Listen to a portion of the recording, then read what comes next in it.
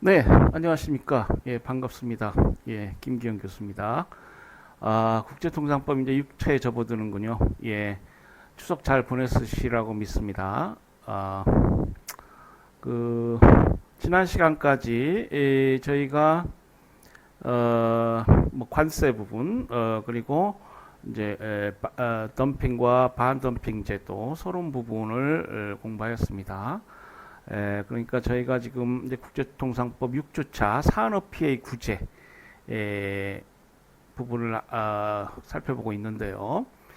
이 산업 피해 구제는 이제 국내 산업, 결국 그 국가들이 국내 산업에 피해가 있을 때 그걸 이제 구제한다는 것인데 지금 우리 뭐 교재 조영정 교수님은 이 산업 피해 구제에 관해서 이제 세 가지 그러니까 덤핑, AD, 엔티 덤핑 어그리먼트, AD 협정하고요.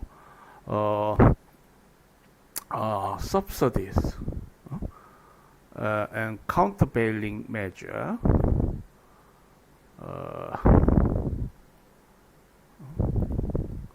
SCM,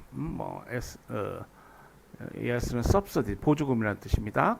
C는 countervailing measure, 그러니까 보조금과 대응 조치에 관한 협정, 그리고 긴급 수입 제한 조치, 긴급 수입 제한 조치 협정, safeguard, safeguard agreement.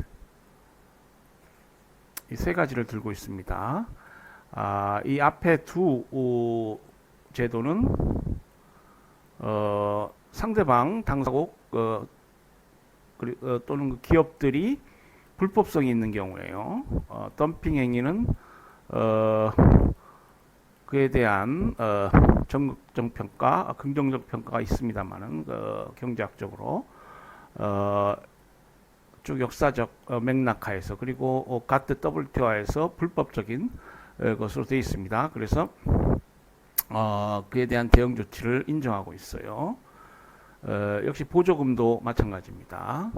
자, 그래서 우리가 쭉 세이프가드 협정까지 이번 주 또 뭐 다음 주 초 정도까지 우리가 이 산업피해 구제에 관련해서 공부를 하도록 하겠습니다. 이 산업피해 구제는 부속서 1A 상품무역협정 부분입니다. 부속서 1A 상품무역협정에 들어와 있어요. 그러니까 1994 가트 그리고 여러 개의 상품무역협정이 있는데요. 여러 개의 상품무역협정은 대부분 1947 가트 조항들. 예컨대 반덤핑 협정은 반덤핑 협정 보조금 협정은 1947 가트 6조 이행을 위해서 독립돼서 만들어진 협정이다. 그렇게 되어 있습니다. 그래서 1947 가트를 기준으로 해서 개별적인 상품 가트 조항과 개별적인 상품 무역 협정을 쭉 지금 우리가 살펴보고 있는 거예요. 예. 자, 보조금과 상계 조치 이해에 관련한 슬라이드인가요? 제가 구글에서 캡처한 것인데요. A는 여기 어그리먼트죠. SCM 협정이라고 합니다. 아까 말씀드렸죠. Subsidies, Countervailing Measure, Agreement on, 보조금 및 상계 조치에 관한 협정입니다.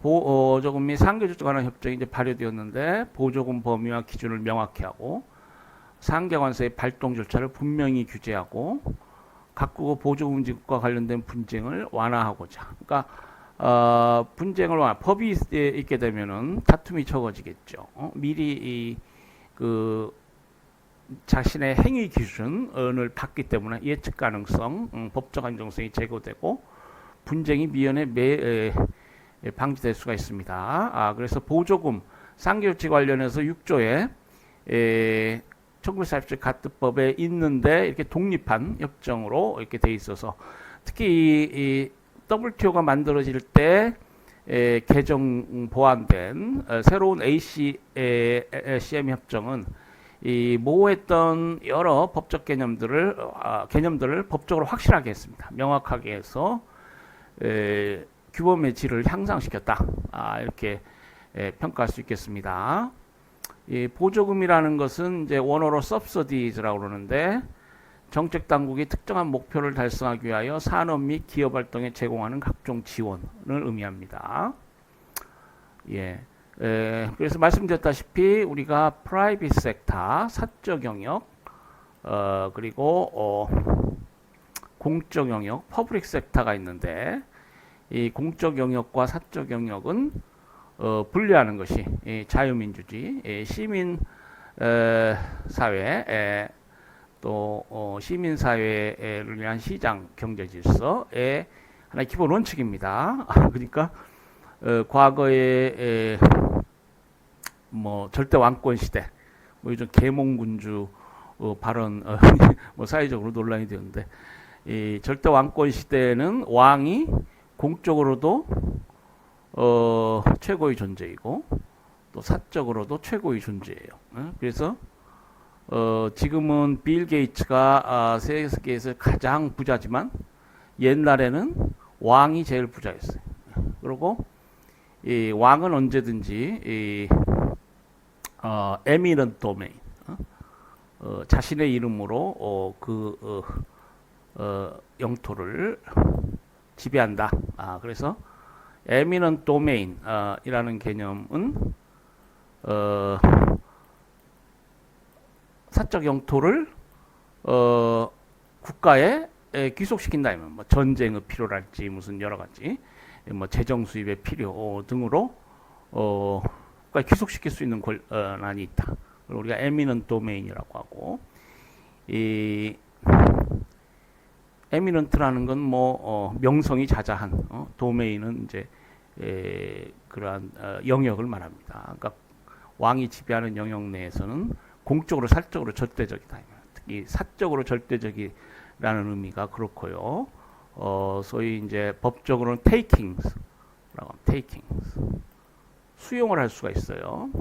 과거에는 사적인 재산을 국가가 왕이 취하더라도 정당한 보상 이런 개념이 없습니다. 그러니까 시민사회에서는 사적 영역과 공적 영역은 분리가 되고요. 엄격하게 분리하는 것이 원칙이고 사인의 재산을 수용할 때는 여러분 헌법 행정법 시간에 공부를 하시겠지만은 정당한 보상을 해줘야 됩니다. 자, 그래서 사적 영역, 공적 영역은 구분하는 것인데, 그러니까 시장에서 기업들이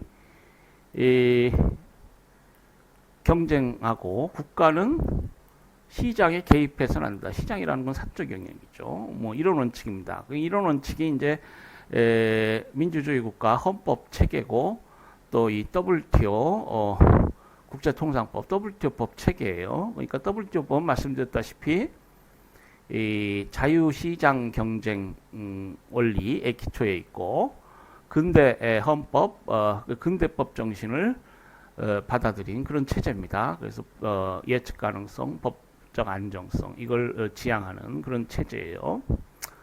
자, 그럼 시장이 자유롭게 경쟁 상태에 있어야 된다. 이거는 국가가 시장에 개입해서 또 조작을 해서는 안 된다는 것입니다. 근데 이제 보조금이라는 건 뭐냐? subsidies. 산업 및 기업 활동에 제공하는 각종 지원이기 때문에 국가가 개입을 하는 거예요. 그렇기 때문에 이 보조금은 이 WTO 체제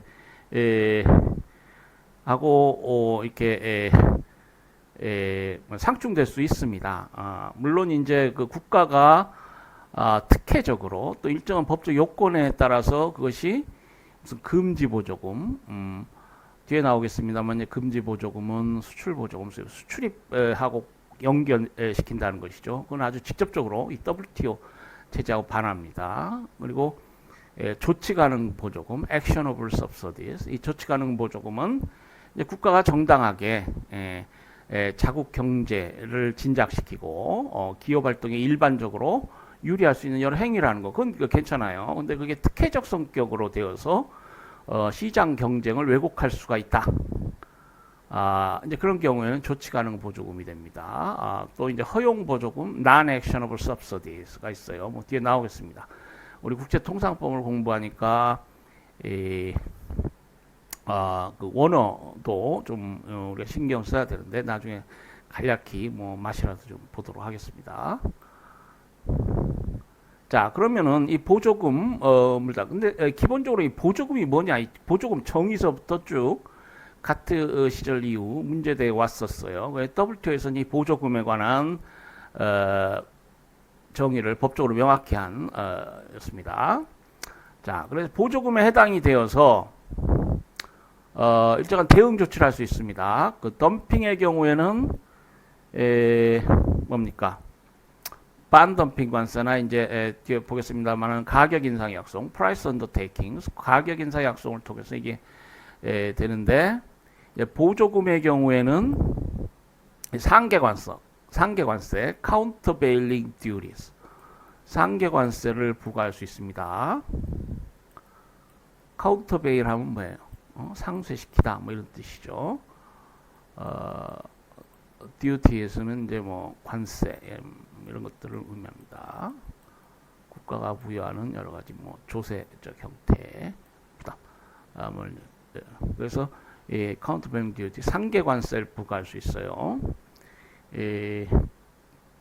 상계관세는 그 시장 경쟁을 왜곡한 그 효과만큼 보조금 기업이 특혜를 받아서 일반적인 혜택이 아니고 특혜를 받아서 시장 경쟁이 왜곡되었다. 그 정도에 상응하는 그 정도를 상쇄시킬 수 있는 관세를 부과하게 됩니다. 상계관세가 돼요.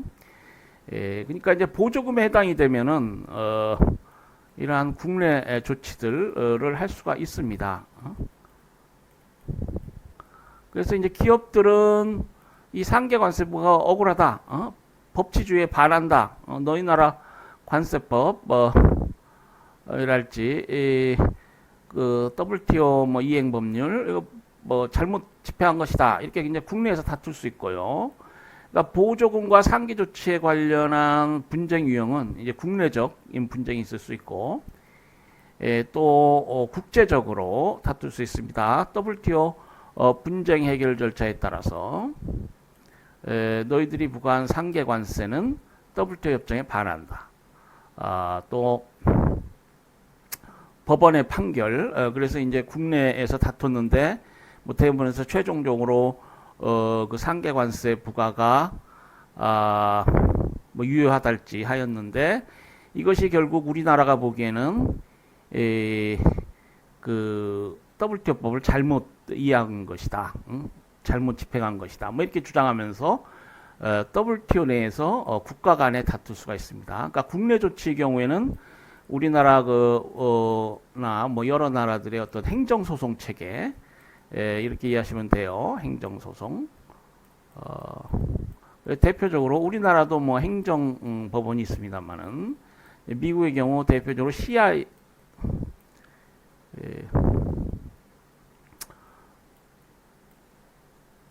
CIT가 있습니다. Court of International Trade. 그러니까 국제 통상 관련한 분쟁을 재판하는 재판소가 있어요. 이거는 그 연방 문제로 이거 봅니다. WTO법하고도 관련이 되고 그렇기 때문에 그래서 이 연방법원 1심 적 성격을 갖는 연방법원이 됩니다. 그래서 이제 CIT는 그 1심이 되기 때문에 이 CIT 판결에 불복하면은 Court of Appeals, Circuit Court, 미국에는 13개인가요? 이 연방 고등법원이 있어요. 그래서 여기 항소하고요. 또 그 고등법원 판결에 대해서 최종적으로 대법원에 항소할 수 있습니다. 그래서 이제 국내적으로는 이러한 절차를 봐서 다투게 되죠. 그러니까 기업에 보장된 권리를 침해했다. 또 그 DSU 그러니까 WTO법 차원에서는 국가에 부여된 허여된 어떤 베네핏 혜택을 침해했다. WTO법이 제공하고 있는 우리 한국의 권리를 침해했다라고 해서 WTO에서 다투고 삼성은 너희 그 ITA라고 그랬죠. 그러니까 보조금 관련한 문제를 관장하는 것이 이제 미국의 국제무역위원회입니다. 그리고 상무성이라는 행정부서죠. 그래서 상무성과 ITA, 특히 상무성을 피고로 해서 국내에서 다투게 되겠습니다.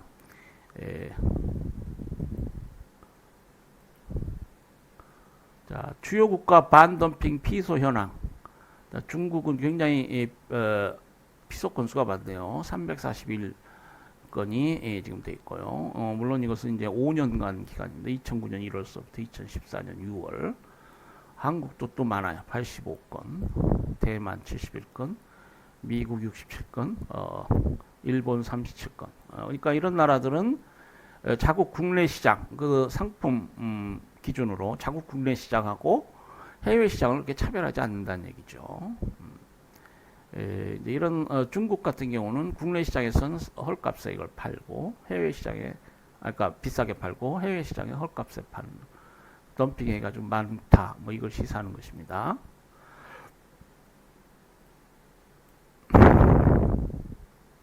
지금 미국 정부는 우리나라 정부에 대해서 반덤핑 조치를 많이 발동을 해요. 2014년 서부터 2017년까지 그 세탁기 반덤핑 조치인가요? 조금 뭐 분쟁 진행 경고가 있습니다. 그래서 우리나라가 이제 미측 조치에 대해서 WTO에 제소했고요.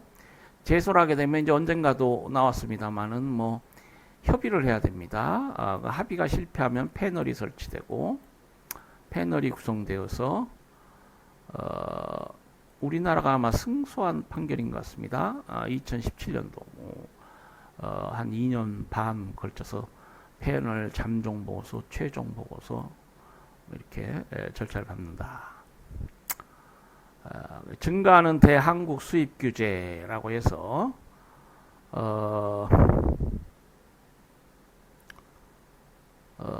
2013년에는 20건, 2014년에 24건, 2015년에 27건, 2016년에는 47건. 뭐 이건 그 범세계적으로 이렇게 한국의 수입 규제 아마 현황 같습니다. 근데 대부분 우리나라는 미국 쪽에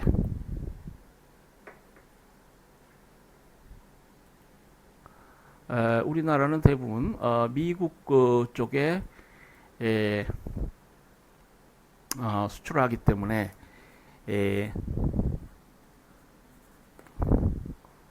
그 한국의 수입 규제를 하는 나라가 아마 대부분 미국일 겁니다. 반덤핑 관세가 135건 있고요. 세이프가드 42건, 반덤핑 3개 관세가 7건 있네요. 갑자기 이게 없어져가지고 제가 좀 당황했습니다. 미국이 AFA를 적용해 우리 기업들에게 부과한 조치 결과 보면은 뭐 철강제 관련해서 지금 반덤핑 및 상계 관세가 반덤핑 조치 상계 관세가 많이 있었습니다. 도금 강판 관련해서 반덤핑, 냉영 강판 반덤핑, 열영 강판 반덤핑, 변압기 관련한 반덤핑은 2차 재심, 3차 재심, 4차 재심까지 갔네요. 국내 뒤에도 나오겠습니다만은 이제 WTO 협정에는 반덤핑 판정 실체적 부분이 있고요.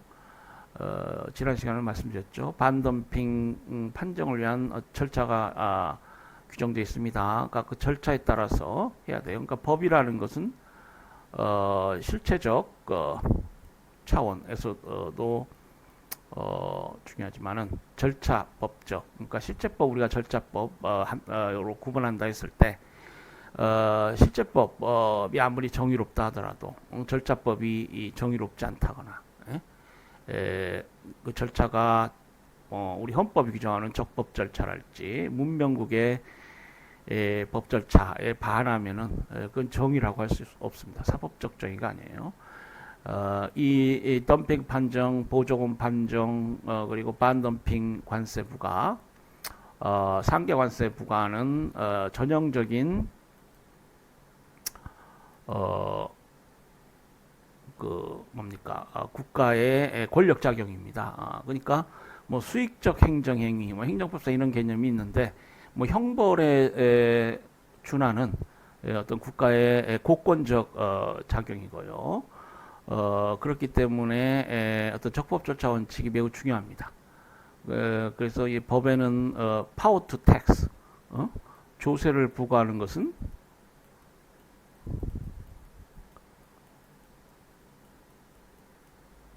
power to destroy, 이걸 파괴하는 것이다.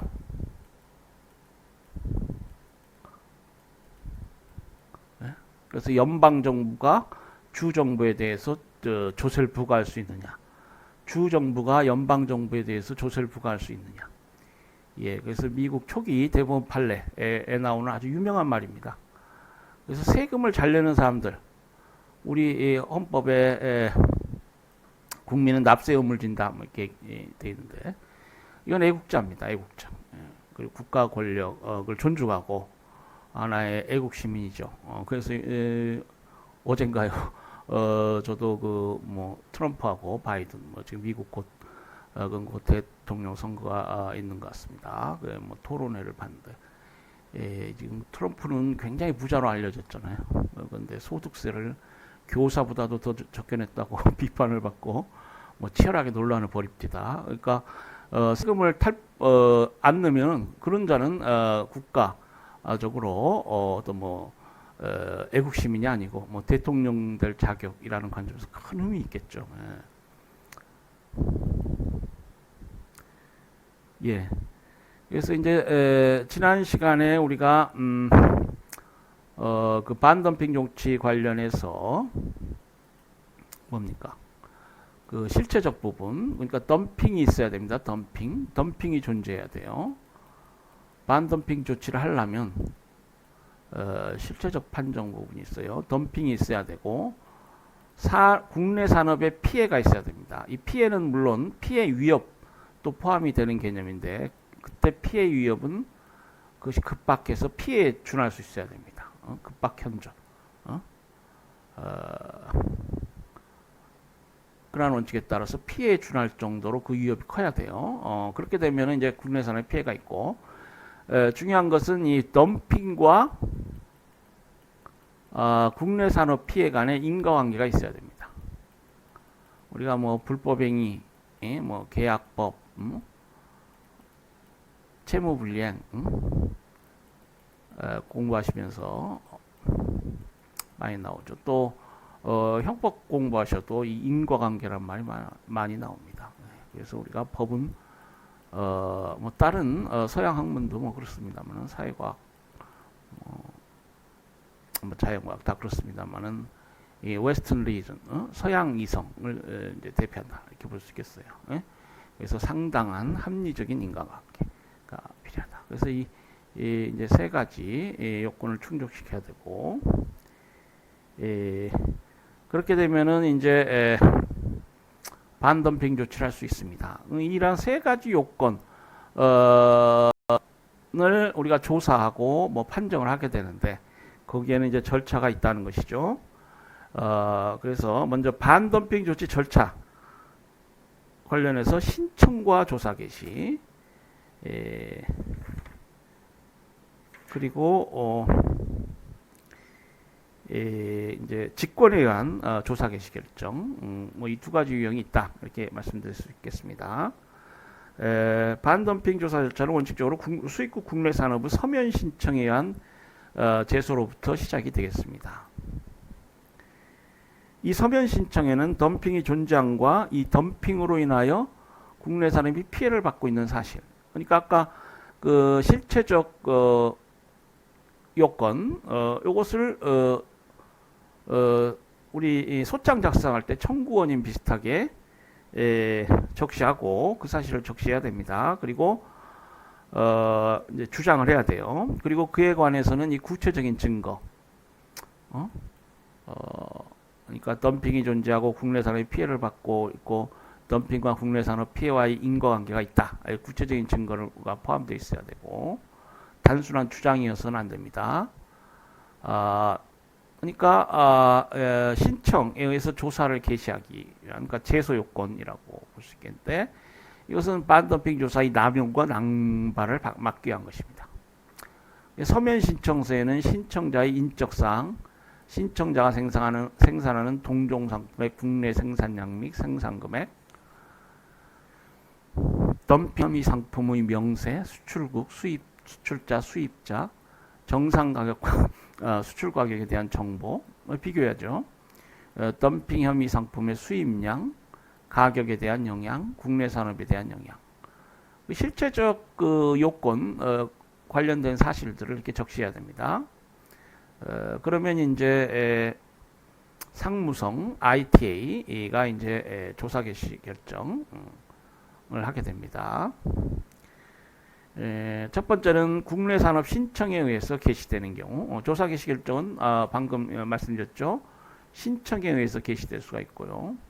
형사 사건에 있어서 고소 사건이 있고 인지 사건이 있다. 뭐 여러분 들어보셨죠? 신청에 의해서 개시되는 건 고소 사건이 유사합니다. 그렇지 않고 조사 당국이 자체적으로 조사 개시 결정하는 경우도 있습니다. 대부분의 경우는 이제 신청에 의해서 이게 개시되고요. 당국이 자체적으로 조사를 개시하는 것은 특별한 경우에 한정되고 덤핑으로 인한 산업피해에 대한 충분한 증거가 있을 때 하게 됩니다. 신청에 대해서 이제 정부 당국이 어떤 결정을 해야 되는데 조사 개시를 할 것이냐 말 것이냐 이 결정할 때에는 신청 시에 제시한 재반 사실의 적정성과 정확성을 검증해야 한다. 그렇겠죠? 그리고 이 신청은 우리 여러분 그 뭐 요즘 뭐 청와대 청원 뭐 이 유행하죠.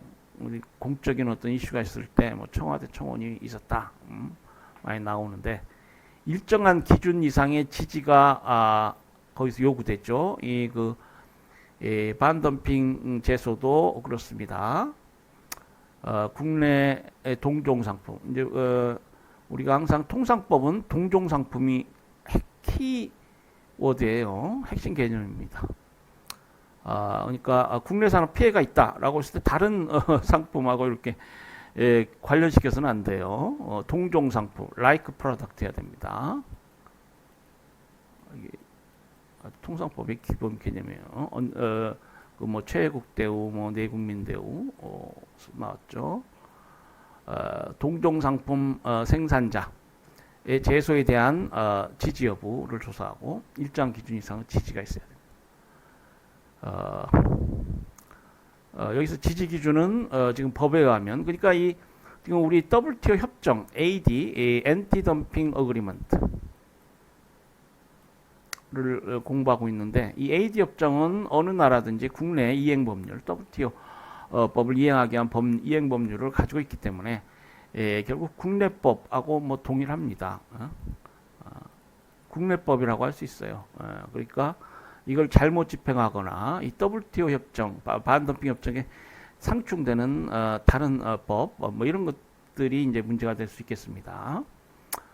자, 그래서 지금 지지 기준 관련해서 신청 지지자 생산량이 지지 또는 반대 의사 표시자 생산량의 50% 이상이 되어야 하고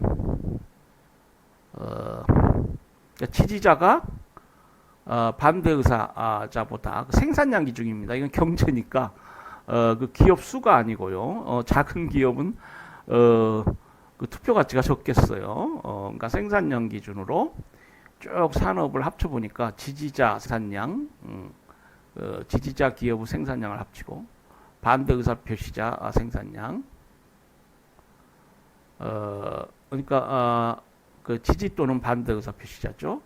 그러니까 전체 의사 표시를 한 자 중에 의사 표시를 하는 경우에 이제 반대도 있고 지지도 있을 텐데 이 합쳐서 전체 그 중에서 지지 의사표시자가 50% 이상이어야 됩니다. 그러니까 투표자 과반수 뭐 그런 비슷한 개념이에요. 투표자 과반수. 그리고 신청 지지자 생산량이 국내 총 생산량의 25% 이상. 그러니까 이거는 이제 재적 의원 내 지지자 비율 이런 개념이 되겠습니다. 그래서 그 동종상 그 상품 뭐 자동차면 자동차, 의류면 의류, 그 의류 상품 우리가 그 하모나이즈 시스템 그 품목 조화 제도가 있죠. 그래서 이제 상품 분류가 쫙 있습니다. 그래서 이제 동종 상품이 돼야 되고요. 그 동종 상품의 국내 총 생산량 25% 이상이 돼야 됩니다. 그러니까 제적의원 4분의 1 뭐 이런 개념이에요. 투표한 의원 2분의 1, 50%면 2분의 1이죠. 그래서 이제 그렇게 돼야 조사를 시작할 수 있습니다. 조사 개시 결정할 수가 있어요. 일부 기업의 제소의 반덤핑 절차가 이용되면 덤핑 상대 기업이나 국가는 피해를 당할 수 있고 공정성이나 정확성이 결여될 수 있기 때문이다. 또한 조사 개시 결정 이전에 조사 개시 요청 사실이 공개되어서는 안 된다. 그렇죠. 미리 이게 공개되면은 뭐 여러 가지 부작용이 있겠죠. 그리고 반덤핑 조사 대상 기업이나 국가가 이러한 사실을 미리 알 수 있고 대처할 수 있는 시간적 여유를 주기 위하여 조사 당국은 조사를 개시하기 전에 이 사실을 통보해야 한다. 그래서 조사 개시 요청 사실은 조사 개시 결정 이전에 공개돼서는 안 되고요. 조사 개시 결정을 했으면은 미리 이 사실을 통보해 줘야 됩니다. 그래서 이제 우리 지금 WTO법은 여러 가지로 그 법적 어떤 개념이 명확화되고 그 절차, 시한 이런 것들이 그 질적으로 많이 제고된 그런 법이다 이렇게 우리가 평가할 수 있어요. 우리 그림 5-4에는 그래서 반덤핑 과세 조치 절차도가 있는데요. 이제 조사 신청을 하면은 조사 개시 여부 결정을 하겠고요. 뭐 신청이 기각될 수도 있고 조사가 진행될 수도 있겠습니다. 그러면은 일단 조사한 결과를 바탕으로 예비 판정을 해요.